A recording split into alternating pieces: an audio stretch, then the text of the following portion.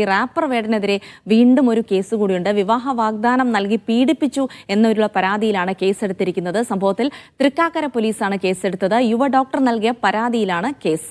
മൂസിന തുടരുന്നുണ്ട്. മൂസിന, എന്താണ് ഈ കേസിന്റെ വിശദാംശങ്ങൾ?